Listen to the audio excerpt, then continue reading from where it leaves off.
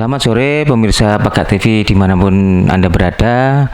Ini masih Hari Raya Idul Fitri sampai semingguan ke depan, dan saya sekarang berada di rumahnya Bu Ana Sopana yang kami akan berdiskusi atau berdialog tentang talkshow ilmiah dengan tema Ekonomi Kota Malang menjelang new normal. Kita ketahui bahwa saat ini sudah sekitar 1-2 bulan Indonesia mengalami yang namanya PSBB. Indonesia juga mempunyai program stay at home, work from home, kemudian berolahraga di rumah juga, dan ini menimbulkan kejenuhan. Tidak hanya menimbulkan kejenuhan, tapi juga pengeluaran juga bertambah di semua keluarga kan. Biarpun di rumah aja tapi tetap belanja, ya tetap beli pulsa, makan minum dan sebagainya. Makanya pemerintah Jokowi memberikan pernyataan bahwa Indonesia akan mengalami new normal pada rencananya 1 Juni 2020, kurang beberapa hari lagi pemirsa. Nah, saat ini Ibu Dr. Ana Sopana, Dekan Fakultas Ekonomi Universitas Widya Agung Malang, akan menyampaikan apa dan filosofi dari new normal sehingga pemirsa Pegat TV bisa lebih paham bagaimana menghadapi new normal ke depannya. Selamat sore Bu Ana Sopana. Halo, selamat Uh, sore. Kebetulan panjenengan memang paham di dunia ekonomi, dan kita temanya sekarang ekonomi Kota Malang jelang new normal. Mohon kiranya dijelaskan apa sih itu new normal, seperti itu Bu Ana Sopana. Baik, terima kasih. Selamat sore. Assalamualaikum warahmatullahi wabarakatuh. Seluruh pemirsa Pegat TV dimanapun Anda berada. Alhamdulillah pada sore hari ini, hari Jumat tanggal 29, tepatnya pada bulan ini masih Syawal ya Mas. Jadi saya mengucapkan mohon maaf lahir batin untuk seluruh pemirsa yang ada dimanapun. Alhamdulillah hari ini sehat dan bahagia, tentunya itu resep yang utama menghadapi virus corona. Sehat ya Mas ya, panjenengan?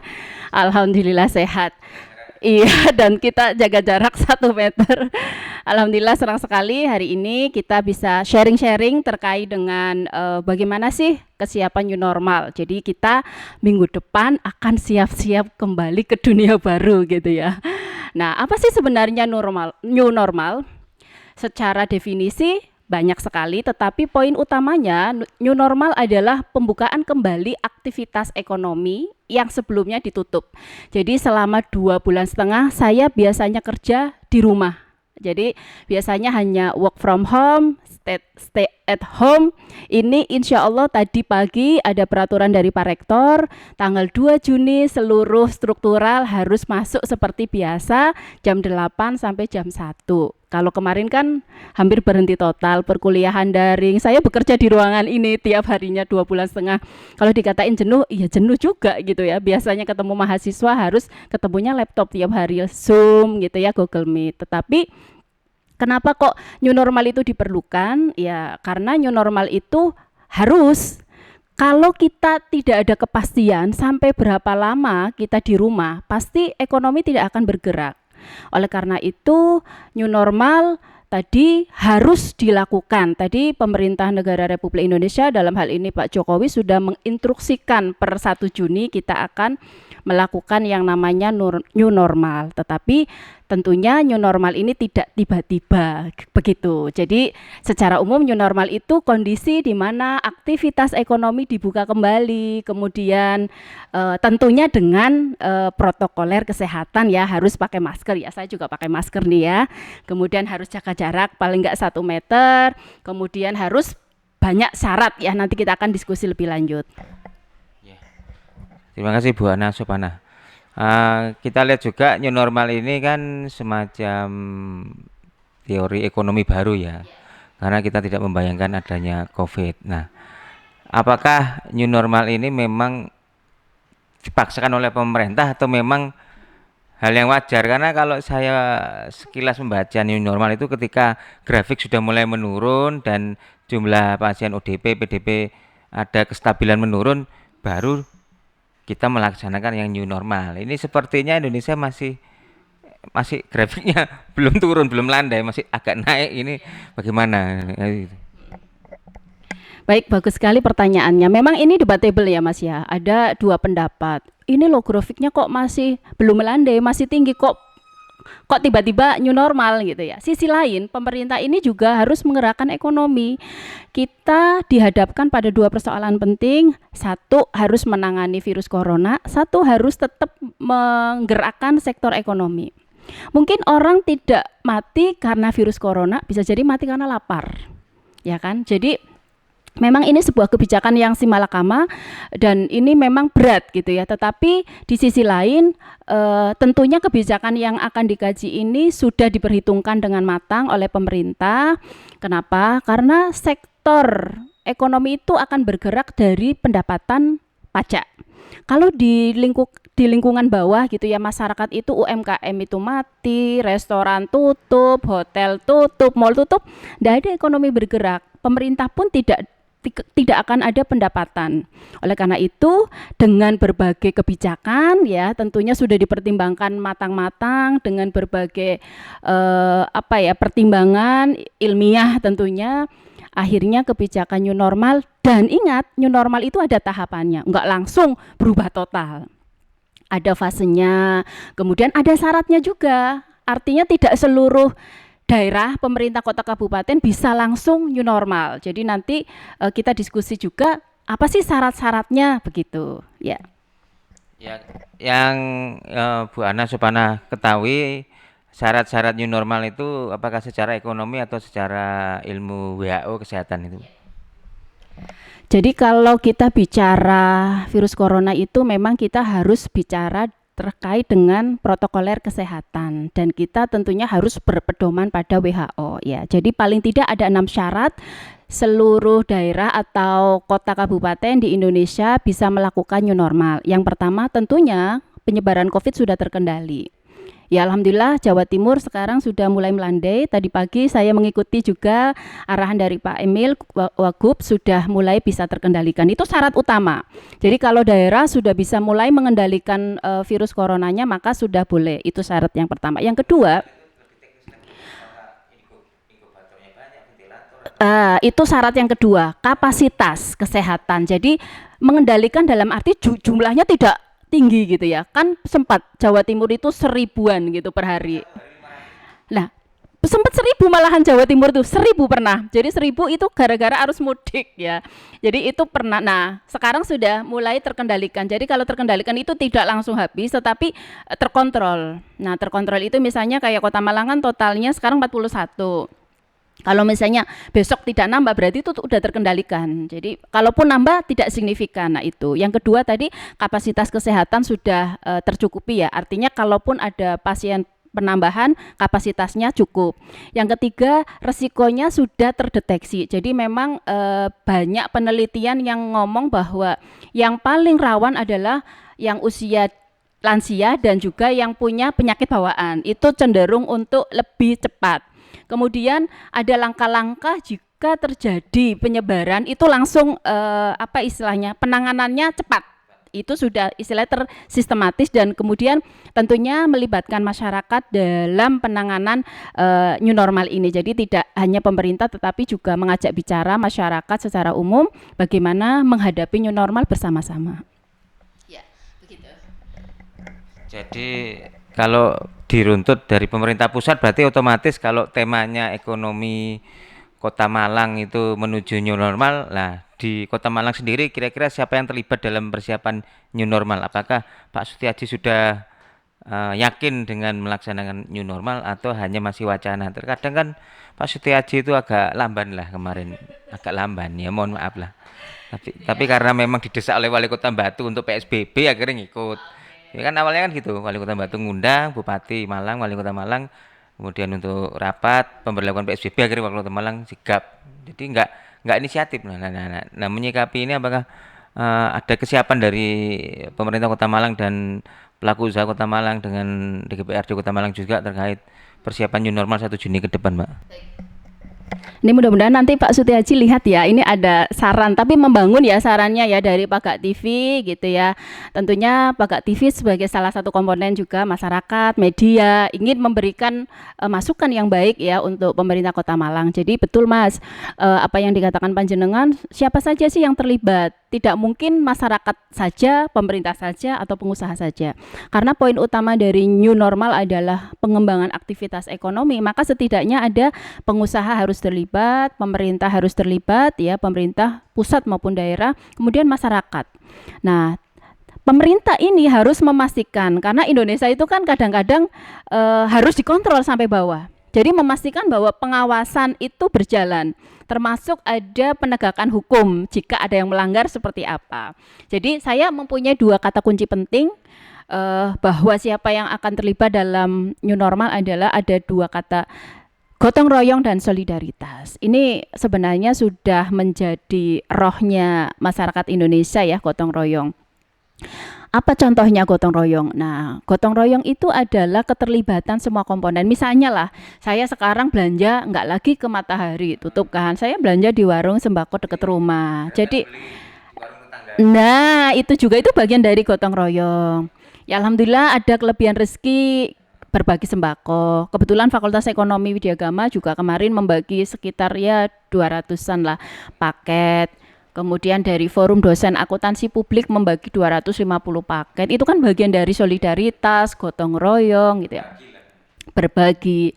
Nah, dengan solidaritas ini akhirnya kita misalnya gini, ini kan juga solidaritas. Saya pergi harus pakai masker. Ini kan harus menjaga, tidak hanya menjaga saya, menjaga siapa yang diajak bicara, kan begitu ya. Nah, oleh karena itu apa? Nah, disiplin itu. Iya, menganggap remeh ya Mas ya. Nah, itu ya setuju. Jadi ya solidaritas, gotong royong, kedisiplinan, dan juga tentunya berdoa. Iya, Vietnam itu saya tadi baca berita tanggal 1 Juli sudah dibuka turis mancanegara. Dan saya sudah pernah ke sana, Mas. Di sana tuh murah, Mas. Jadi uang kita itu diakui lebih tinggi. Jadi kalau kita uang 1 juta, di sana 1,5 juta. Jadi kita jadi orang kaya kalau di Vietnam. Gitu. Oh, siap. Jadi kalau kita melihat kan dampak COVID-19 kan terhadap ekonomi Kota Malang kan juga goncang ya. Kita ini biasanya bisa mudah mencari rezeki, kok tiba-tiba disuruh di rumah, ya semi-semi lockdown dan tetap makan PSBB ini. Ya alhamdulillah sembako nggak langka ya. Jadi yang langka itu paling masker sempat awal-awal langka dan sebagainya. Bagaimana dampak ekonomi COVID-19 terhadap ekonomi dunia, Indonesia dan Malang, mohon kiranya dijelaskan ya Bunda. Nah, ini poin paling penting ya kalau kita bicara new normal. Secara umum sebelum kita membahas tentang dampak ekonomi, kita lihat ya datanya ya, 5,9 juta di dunia. Di Indonesia 24.538. Nah, di Malang Raya ada 128. Di Kota Malang ada 41. Ini data positif. Belum yang PDP, belum yang ODP. Nah, ini kan belum yang OTG. Wah, ini kan ngeri sekali kan ya. Nah, dan sebenarnya virus corona katanya dokter-dokter tidak membahayakan banget, tapi penyebarannya ini yang luar biasa. Saya sharing beberapa teman dokter, kalau kondisi kita fit, sebenarnya kita stay at home, isolasi mandiri aja bisa sembuh sendiri gitu kan. Nah, yang banyak meninggal itu biasanya yang punya penyakit bawaan. 3 hari yang lalu saya dikejutkan, sahabat saya dari Makassar, Mas, usianya masih 39 ya, masih muda banget. Kebetulan beliau dari Jakarta, ada klien yang harus ditemui, pulang dari Jakarta, saya tidak tahu tertularnya di mana, tapi demam, kemudian batuk, nah itu sesak nafas. Dirujuklah di rumah sakit dan ternyata rapid test positif. Kemudian tidak begitu lama masuk ICU dan H+3 Lebaran meninggal. Jadi jaraknya namanya Mas Farid dari mulai ke Jakarta ya, berarti kan mungkin tertular gitu ya, sampai meninggal itu 10 hari. cepat sekali ya. Jadi 1 minggu sebelum Lebaran ke Jakarta, H plus Lebaran 3 hari meninggal, gitu kan ngeri ya. Padahal masih muda. Katanya corona hanya menyerang orang tua, ternyata teman saya masih muda juga bisa meninggal ya. Nah, artinya begitu. Iya, berarti teman-teman di rumah harus waspada gitu ya. Jadi jangan meremehkan meskipun katanya bisa sembuh dengan imunitas yang tinggi, tetapi tetap harus waspada tadi. Oke, bicara tentang dampak ekonomi, teman-teman tentunya tahu ya, ekonomi dunia hancur, lebur ya.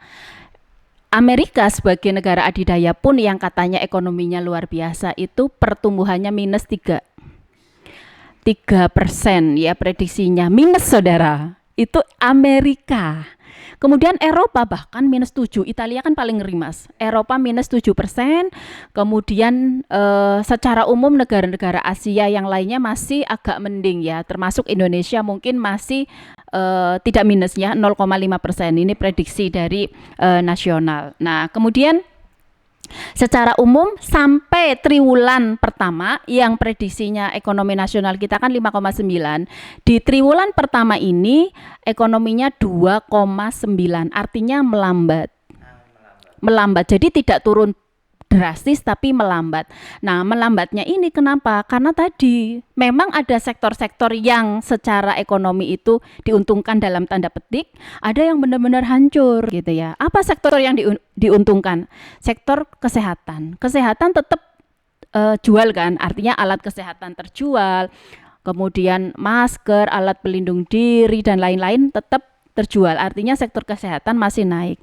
Kemudian ada sektor lagi agriculture, pangan gitu ya, karena teman-teman di rumah pun makan kan, jadi industri yang berbasis makanan dan minuman masih tetap tumbuh.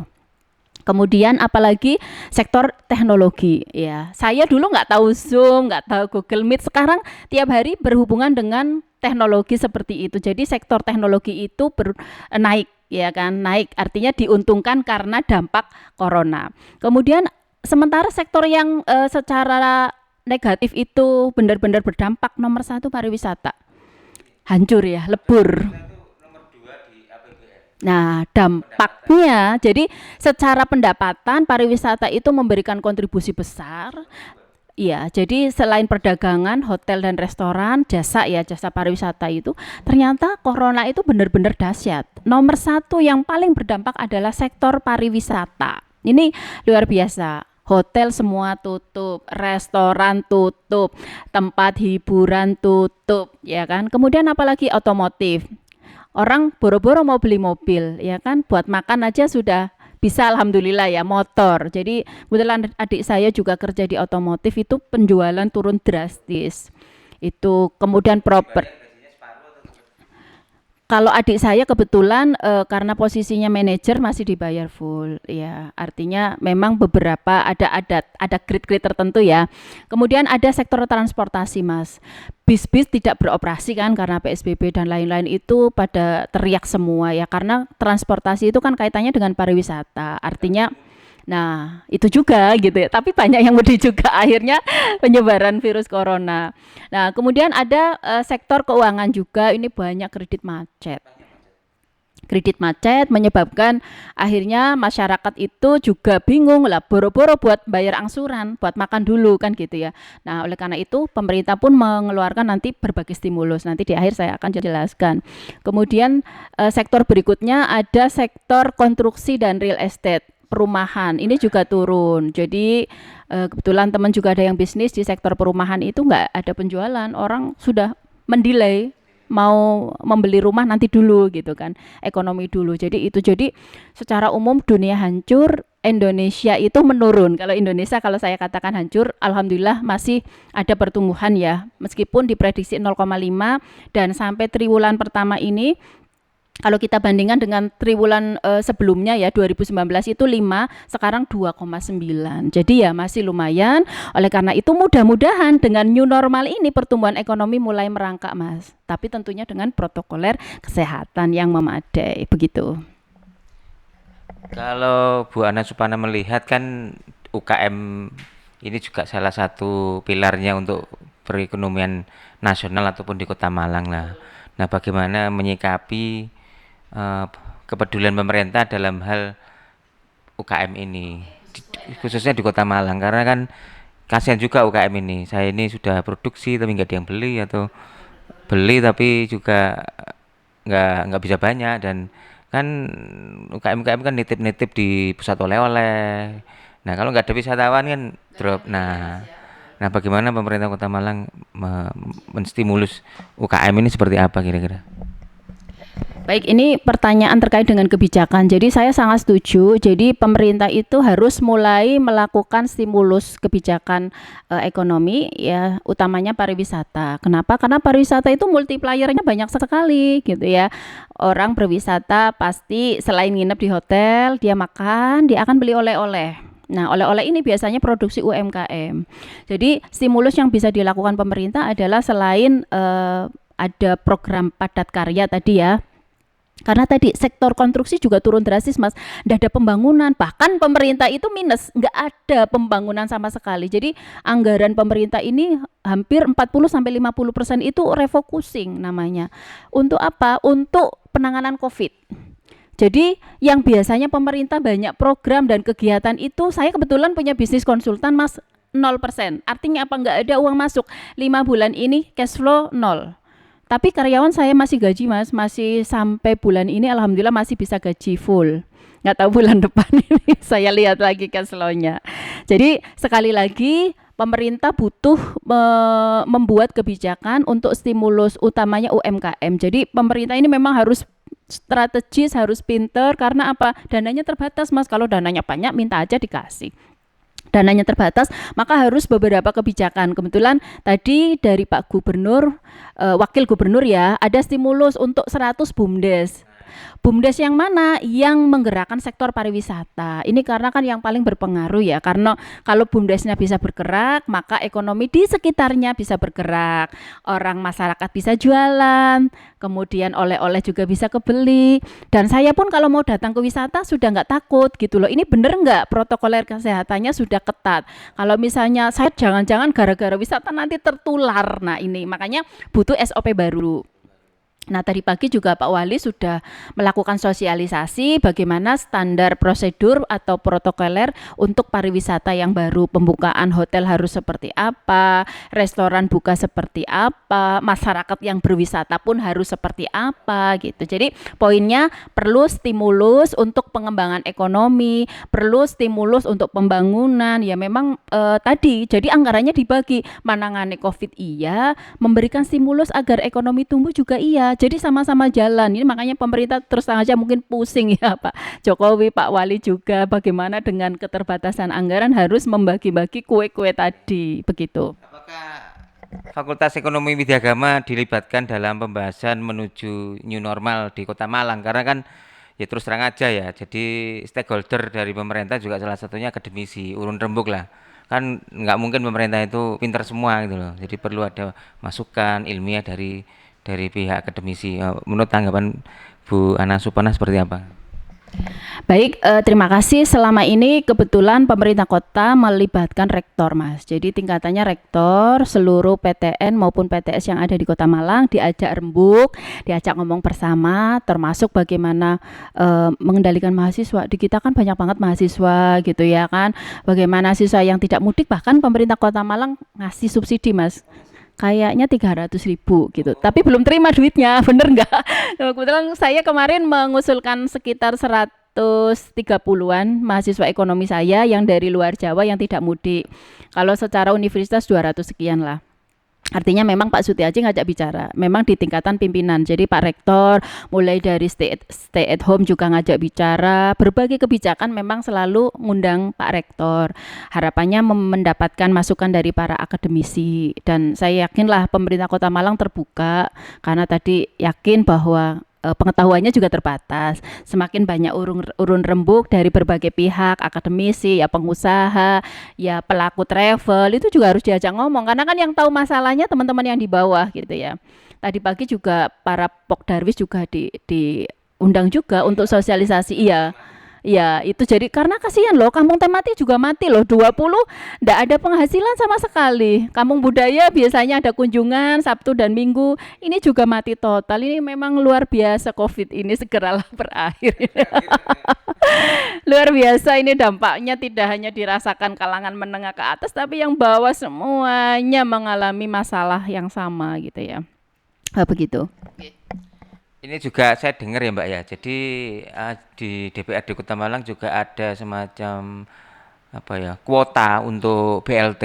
Itu apakah juga bermanfaat untuk meningkatkan ekonomi masyarakat juga? Jadi BLT itu bisa lewat rekomendasi anggota DPR di Malang gitu. Memang nggak diekspos publik, tapi ini perlu kita sampaikan supaya masyarakat yang supaya tepat sasaran lah. Jadi saya ini ada terdampak, kemudian ekonomi saya mandek ya, ya nyalurkan ke dewannya itu. Bagaimana tanggapan Bu Ana? Terima kasih, saya kebetulan punya data, ini di Kota Malang itu ada sekitar 2,15 M, itu khusus untuk tadi bantuan. Kok kenapa perlu bantuan? Karena memang ada kebijakan yang memang harus langsung eksekusi. Masyarakat butuh makan gitu, jadi lah harus dieksekusi langsung BTT gitu kan. Ada yang tadi stimulus untuk para pengusaha, ya kan? BTT beda dengan stimulus. Kalau BTT kan langsung tunai untuk memang perolehannya untuk makan untuk keluarga miskin ya, miskin prasejahtera. Tapi kalau tadi stimulus untuk pengusaha yang memang menggerakkan sektor. Nah, Kota Malang pun melakukan refocusing anggaran sekitar 83 M, Mas. Ini yang benar-benar dilakukan untuk penanganan COVID. Ini tidak hanya di Kota Malang, Mas. Pemerintah Republik Indonesia itu melakukan berbagai kebijakan ya. Keluarnya Perpu nomor 1 tahun 2020 itu benar-benar menggeser anggaran. Hampir 40% anggaran digeser. Bayangkan loh. Tanpa melibatkan DPRD Kota Malang, hanya DPRD Kota Malang dilapori anggaran aja. Nah, kalau ini ini persoalan politik ini ya. Ya moga-moga semua Oke, iya Pak Wali berarti harus lebih banyak melibatkan semua komponen ya, DPRD sebagai pengawas. Karena kalau nggak dilibatin nanti pasti masalah karena iya betul, uang rakyat. Jadi DPRD harusnya terlibat ya. Nah ini ya mungkin juga cukup besar, mm, 6,9 betul miliar. apa itu kapasitas ya. Iya.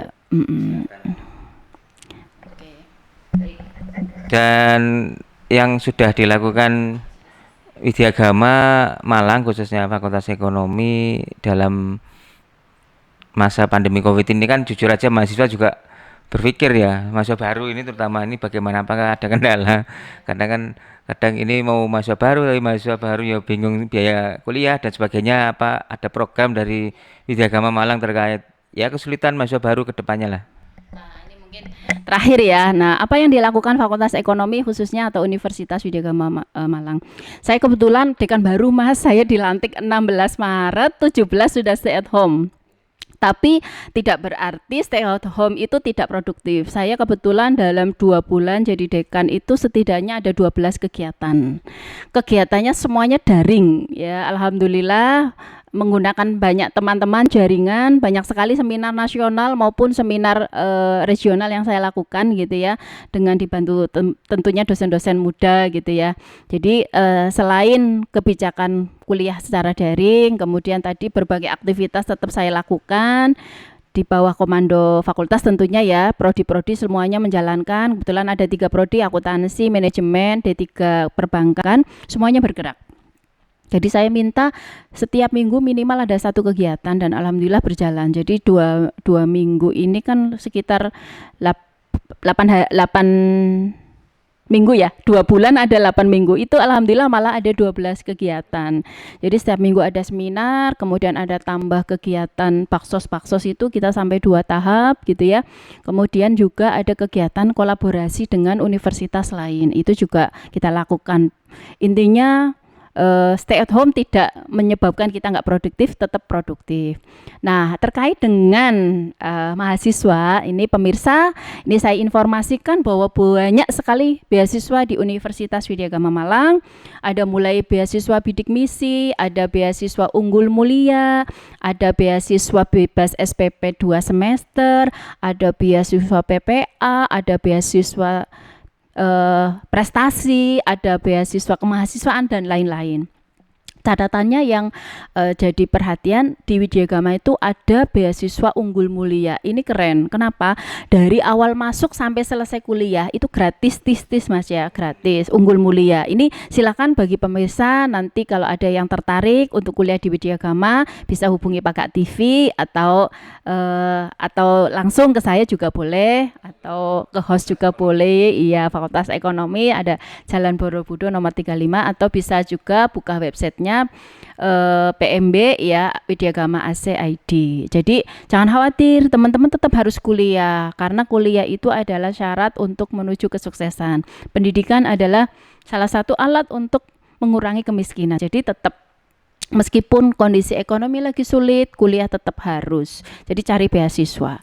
Akan kita bantu beasiswa, jadi tidak hanya dari universitas, kami dari alumni pun ada yang memberikan beasiswa Mas.